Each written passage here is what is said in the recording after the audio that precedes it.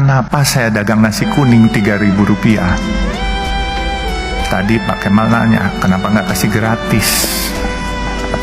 Saya beli nasi kuning 10.000, saya jual 3.000. Secara matematika, orang bilang rugi, saya bilang untung. Gitu. Nanti saya ceritain kenapa untung. Saya harus ceritakan juga, tadi bicara dengan Pak Kemal, kok nggak dikasih gratis aja? Kalau saya kasih gratis, saya memonopoli sedekah itu dan saya memonopoli pahala itu. Tapi kalau saya jual 3.000, saudara-saudara kita yang biasa makan 10.000, dia bisa makan 3.000, dia bisa sedekah buat orang lain yang di bawah dia 3.000 juga, dia mesti save 4.000. Nah, itu nasi kuning, program nasi kuningnya kita harus beli dari warung setempat. Saya bilang nggak boleh kita masak sendiri, catering sendiri. Selama masih ada warung setempat, kita harus beli dari warung setempat. Ada 5 warung, kita gilir. Hari Senin warung pertama, Selasa warung kedua, dan seterusnya. Mereka tanya, kenapa? Saya bilang, kita mau sedekah. Mereka mau cari nafkah, warung-warung kecil setempat. Kita mau mencari pahala, cari barokah. Mereka mau cari uang buat anak-anaknya sekolah. Kalau mereka jual 10.000, kita di sampingnya jual 3.000. Yang dapat bukan barokah dari mereka, sumpah serata. Karena mereka tidak bisa bersaing dengan kita.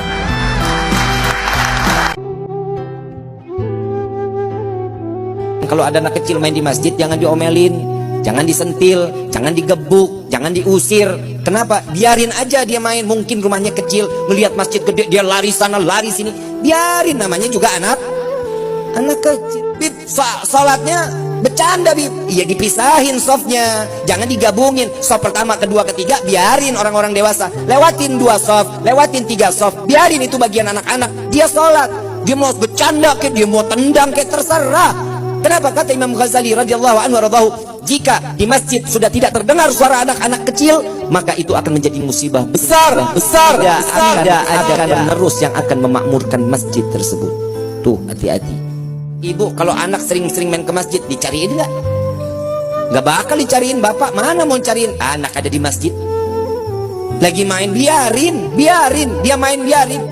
Kenapa? Biar dia cinta dulu sama masjid.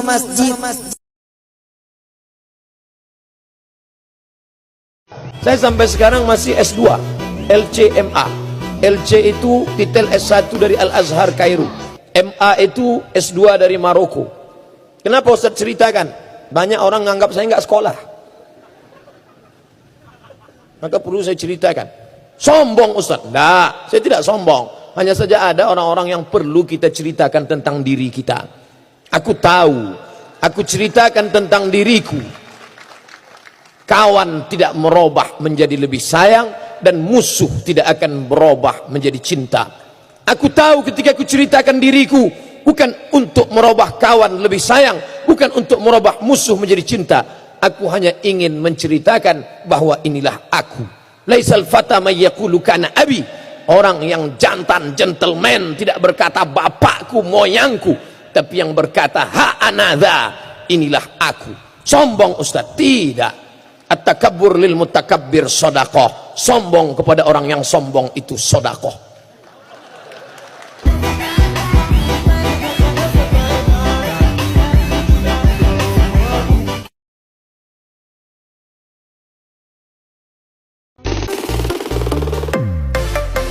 Nuaiman datang. Ini Nuaiman kalau datang pasti bikin sesuatu yang aneh. Nuaiman datang ingin duduk bareng Sayyidina Hamzah. Sayyidina Hamzah katakan kepada Nuaiman, bercanda begitu. Nuaiman, kamu lihat unta orang datang dari luar Arab ini. Lihat, kata Nuaiman, ini besar banget, ini badannya besar gitu. Dagingnya pasti banyak. Iya nih, kalau kita sate enak nih ntar malam. Ah, apakah kamu berani? Saya berani aja asal kalian gak bilang sama Rasulullah. Akhirnya Sayyidina Hamzah lupa masalah itu, cuma bercanda saja. Sayyidina Hamzah lagi asik sama Sayyidina Umar, Sayyidina Ali. Tiba-tiba apa? Ternyata ketika dia melihat unta tersebut sudah pisah antara kepala sama badannya. Wahai Hamzah, ini unta saya sudah potong, saya mau pergi sebentar, kalau Rasulullah cari saya, tolong jangan beritahu di mana saya. Nanti kalau keadaan sudah aman, mari kita nyate bareng-bareng. maka dia pun berlari dan berlari mencari satu tempat supaya Rasulullah SAW dia selamat daripada Rasulullah SAW. Sehingga Sayyidina Hamzah bingung, ini kalau Rasulullah keluar gimana? Ada Hamzah Asadullah, ada Ali bin Abi Thalib, ada Umar, tak bisa jaga kendaraan tamunya Rasulullah. Rasulullah SAW tamunya mau pulang. Ketika dia buka pintu tamu melihat apa? Untanya sudah begitu, maka teriak, "Wa naqatah, unta kami wahai Muhammad. Baru mau kenal Islam, unta kami, kendaraan kami sudah dibuang." Rasulullah SAW lihat Sayyidina Hamzah, lihat Sayyidina Ali. Mereka nggak bisa ngomong, mereka hanya bilang apa? Nu'aiman ya Rasulullah.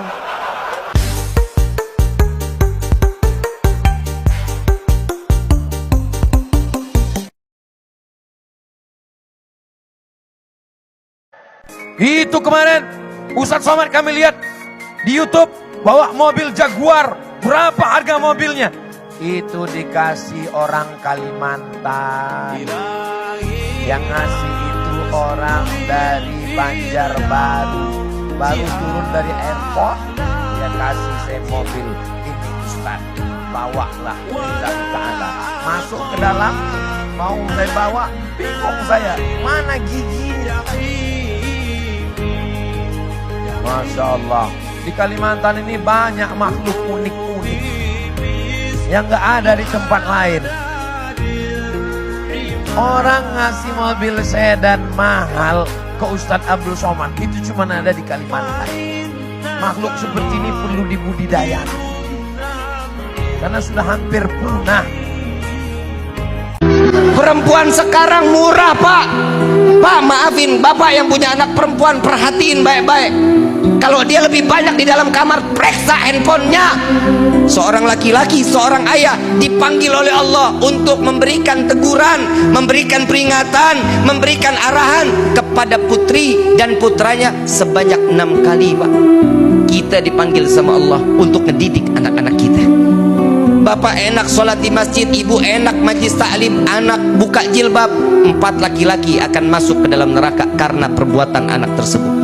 Ini buat yang perempuan, yang laki lu mau botak seserah lu. Ini buat yang perempuan. Satu, Pak, yang perempuan bukan hanya anak perempuan, istri juga, Pak. Yang namanya perempuan, yang namanya istri, tolong nih hari ibu semua pada rapet banget jilbabnya. Besok nyapu teras rumah pakai kerudungan. Pakai kerudungannya. Bib, gerah. Emang begitu caranya. Mau gerah, mau panasnya di dunia apa panas di akhirat? Kalau mau panasnya di dunia, keringat ibu juga saat dia ngejaga satu kehormatan, pahala gede, sorga jaminannya adem ntar di akhirat. Udah tahu sorga, udah. Sama gue juga.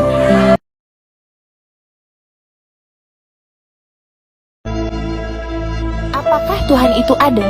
Kalau ada, bisakah Anda menunjukkan kepada saya? Yang kedua, kalau memang takdir itu ada, bisakah Anda menunjukkan kepada saya? Yang ketiga, setan itu diciptakan dari api, neraka juga diciptakan dari api. Lalu kenapa setan dimasukkan ke dalam neraka? Mereka memiliki unsur yang sama. Jelas, setan tidak akan merasa panas. Itulah pertanyaan. Tamparan itu adalah jawaban dari pertanyaan-pertanyaan yang Anda tanyakan kepada saya. Bagaimana rasanya tamparan saya? Sakit. Jadi Anda percaya rasa sakit itu ada? Ya, saya percaya. Coba tunjukkan rasa sakit itu. Saya tidak bisa menunjukkannya. Itu jawaban dari pertanyaan Anda yang pertama. Bahwa kita semua bisa merasakan wujud Tuhan tanpa harus melihat wujudnya. Lalu, apakah tadi malam Anda bermimpi akan ditampar oleh saya? Tidak. Apakah terbesit di pikiran Anda bahwa Anda akan mendapatkan tamparan hari ini? Tidak sama sekali. Itulah yang dinamakan takdir. Lalu, terbuat dari apa tangan yang saya gunakan untuk menampar Anda? Kulit. Dan terbuat dari apa pipi Anda? Kulit juga. Lalu, bagaimana rasanya tamparan saya? Sakit. Itulah jawaban dari pertanyaan Anda yang terakhir. Meskipun setan diciptakan dari api dan neraka diciptakan dari api, namun jika Tuhan sudah berkehendak, tempat itu akan menjadi tempat yang paling menyakitkan untuk setan. Ulama ini menyariki Imam Dzuriyat, faktanya kalian itu salah. Pak bermimpi ulama tadi datunya berpaling. Kalau mau menghadapi ujar ini, maka sampian setiap kali ulun bermimpi menghadapan nang sakarang. Kenapa pian kada menghadapi ulun? Nah ujar sidin cucu unda mengerja kesalahan nyawa sarike. Nah ulun jadi menyariki itu karena kawin video salah. Ujar sidin setiap orang bisi anak nang kada baik, anak siapa? Putuskah? Nama anak itu tetap anak si anu juga. Walaupun jahat kawinnya, tetap anak si anu juga. Nangka itu kayak apa aja tetap cucu unda juga. Jadi nyawa berpaling darinya sama paling rendah, balasannya paling juga. Lek. Nah. Jago semenjala jangan dipandang cucunya, nang di belakangnya pada tuannya saudara.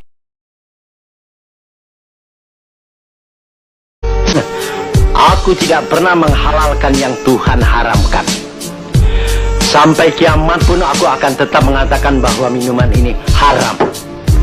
Lalu Bapak kenapa melakukannya? Jangan sok suci anak muda.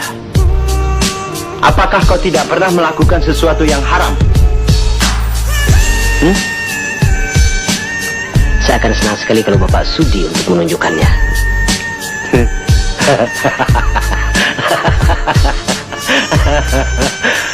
Roma, apa menyanyi itu halal? Hah? Rasulullah tidak melarangnya. Memang betul. Dalam situasi dan kondisi pada saat itu. Tapi musikmu sekarang, hah? Berapa banyak pintu-pintu setan yang menganga di sana? Dadamu penuh ria karena ingin disanjung oleh manusia. Pergaulan yang bebas di antara yang bukan muhrim. Dan kalian juga bermabuk-mabukan. Bahkan sambil berjoget-joget mengikuti irama lagu. Apakah itu yang kau katakan tidak dilarang oleh Rasul? Hah? Hah? Alim atau ma'had, pondok pesantren, masjid zikir, masjid sholawat itu menjadi pilihan Allah, menjadi tempat yang membawa beberapa barokah. Mal ma'i min saqamin sallu ala Muhammad.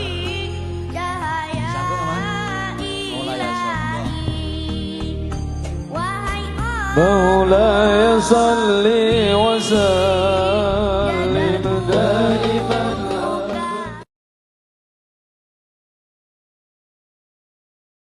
Abu Nawas jalan keluar dapat langsung diilhamin sama Allah. Satu waktu kejadian besar di tanah yang diinjak oleh Abu Nawas. Perbudakan mulai merajalela kembali. Abu Nawas, gimana caranya ini perbudakan? Raja bisa tahu.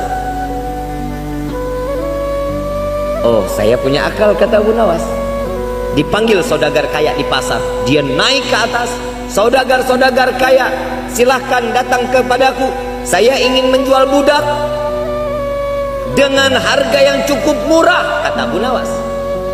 Bondong-bondonglah di semua yang orang kaya raya. Wahai Abu Nawas, siapa yang kau jual? Aku jual rajaku, katanya. Rajanya dijual. Kalau kira-kira orang Luragung jual presiden berani? Berani gak? Ini raja dijual sama Abu Nawas. Ini raja dijual sama Abu Nawas. Begitu dengan harga yang paling murah. Kalau kita hitung cuma 20.000 rupiah. Raja dijual dengan harga 20. Budak yang ada mahal harganya 16 sampai 15 juta. Raja dijual cuma harga 20.000. Ini yang beli langsung berebut. Ditampung sama Abu Nawas 20.000 rupiahnya ini nih. Kita ngomong rupiah aja lah, nggak usah kita ngomong dirham. Ya, kita ngomong 20.000. Ini pembeli langsung nyamperin raja. Wahai raja, maaf, saya sudah beli Anda. Anda sekarang wajib untuk menganggap saya sebagai tuan. Anda sudah saya beli, Anda sebagai budak saya. Kurang ajar, siapa yang jual saya? Kata si raja. Raja emosi. Begitu diusut, pengawal cari tahu siapa yang jual. Yang beli ngaku Abu Nawas. Dicari Abu Nawas seantero negeri. Abu Nawas lari ke rumah istrinya. Kata Abu Nawas, wahai istriku, bahaya. Kata Abu Nawas, wahai istriku, bahaya, gawat. Kalau ada raja datang ke sini atau pasukannya, bilang saya paeh, bilang saya mati. Kenapa emang? Saya jual raja. Kata istrinya, ya Allah, ini laki gue yang sarap apa yang gimana ini, katanya. Akhirnya dibentanginlah ini kasur. Abu Nawas tidur di atas kasur tersebut, ditutup wajahnya. Ajudan datang, mana Abu Nawas? Kata si istri, nangis si istri. Abu Nawas mati, Abu Nawas mati, katanya. Ini ajudan tadinya marah jadi nggak marah. Ya Allah, sedih. Baik, saya akan sampaikan ke raja kalau Abu Nawas mati, katanya.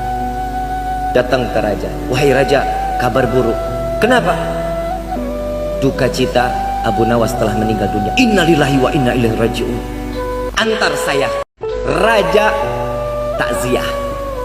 Raja takziah. Begitu sampai, wahai ibu yang sabar. Kehidupan ini setiap kehidupan pasti ada kematian. Kullu nafsin dha'iqatul maut. Adakah wasiat terakhir dari Abu Nawas? Ada. Apa wasiat terakhirnya? Abu Nawas mohon dibukakan pintu maaf jika banyak kesalahan. Saya sudah maafkan. Maaf raja, bukan dibicarakan di sini, tapi raja memaafkan di halayak rakyat banyak, katanya. Baik, kapan mau dikubur? Secepatnya, kata si istri. Dibawalah nih Abu Nawas. Begitu selesai, mau disolatin, raja ngomong dulu. Mau disolatin, raja ngomong dulu. Wahai rakyatku, kita tahu Abu Nawas adalah seorang yang soleh, yang baik. Mohon maaf jika beliau memiliki kesalahan kepada kalian. Begitu juga dengan saya. Saya maafkan dunia wal akhirah apabila daripada Abu Nawas memiliki salah dengan saya, kata. Abu Nawas bangun, Pak. Bangun dari kematiannya. Alhamdulillah, katanya. Ini raja bukan makin sedih, makin kesel. Abu Nawas, lu mempermainkan saya, katanya. Bukan, wahai raja. Tapi yang jelas raja sudah tidak bisa menghukum saya, karena raja telah memaafkan saya di depan rakyat. Kalau raja masih tetap menghukum saya, rakaat salat hatam Al-Quran. Kita udah kayak gitu.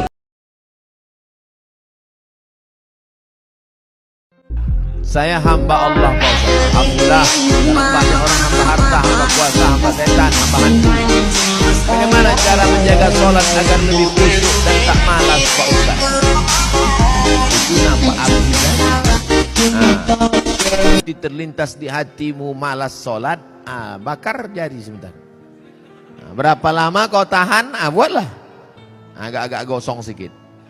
Hai tangan, tahan kau masuk neraka nanti tangan. Nama kau nanti nama nerakanya neraka sakor. Masalakakum fi sakar. Kenapa kau masuk dalam neraka sakar? Lam naku minal musallin, karena tak sholat.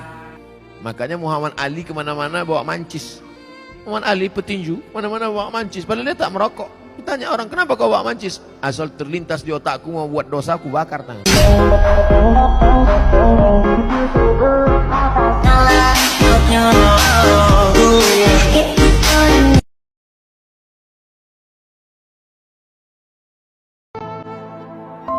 Bagi teman-teman, sebagian kita mungkin mendengar kata orang yang diputusin sama pacarnya itu biasa aja. Wah, diputusin itu biasa. Tapi sesungguhnya bagi orang yang mengalami, bisa jadi bagi sahabat kita, bisa jadi itu masalah yang paling besar di kehidupannya. Jangan pernah meremehkan curhatan seseorang, itu nggak boleh.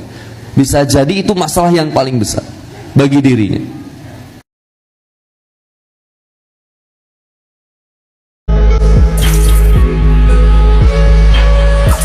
Ada sebuah dosa yang lebih dahsyat daripada berzina, lebih dahsyat daripada mencuri, daripada narkoba, daripada merampok. Lebih banyak di antara kita merasa itu suatu hal yang remeh. Dosa apa? Dosa meninggalkan sholat.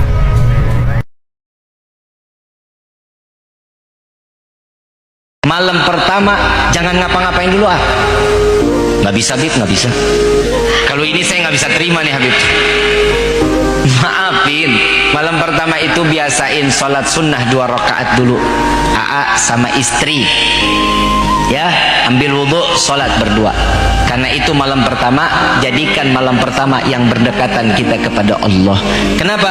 Karena nikah itu adalah sunnah Nabi Yuna Muhammad Sallallahu Alaihi Wasallam. Nabi malam pertama itu sholat sunnah dulu, minta kepada Allah diselamatin rumah tangganya. Setelah itu doa, ya Allah, malam ini adalah malam pertama kami berumah tangga. Istri jawab, amin. Ya Allah, berkahkan rezeki kami sebagaimana kau berkahkan rezeki Rasulullah sallallahu alaihi wasallam bersama Siti Khadijatul Kubra wa Aisyah Ridha. Istri jawab, amin. Ya Allah, malam ini malam pertamaku, jadikanlah sebagaimana yang awalnya engkau haramkan, kau halalkan di malam ini. Istri jawab, istrinya apa jadi lu? Lu menjadi istrinya semua lu. No, jawab, amin. Ya. Terus yang terakhir, ya Allah, sebagaimana yang awal kau haramkan di hari ini kau halalkan, jadikanlah benih bibit yang aku titipkan kepada istriku, jadikan keturunan yang saleh salehah. Istrinya jawab, amin. Ya. Habis itu ngapain? Terserah lu dah.